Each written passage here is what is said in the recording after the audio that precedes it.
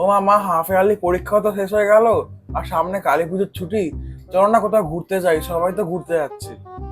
ও ঘুরতে যাবি? ঠিক আছে, দাঁড়া দেখছি।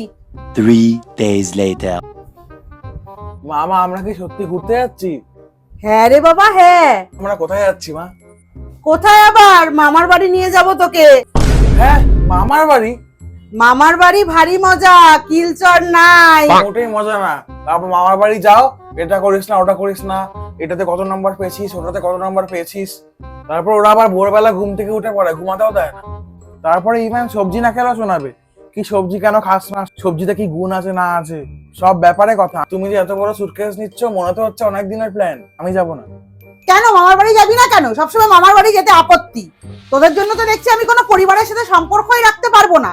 সেই কবে গেছিলাম, তারপরের থেকে তোর বাবার এই করে করে আমার আর নিজের বাপের বাড়ি যাওয়া হয় না।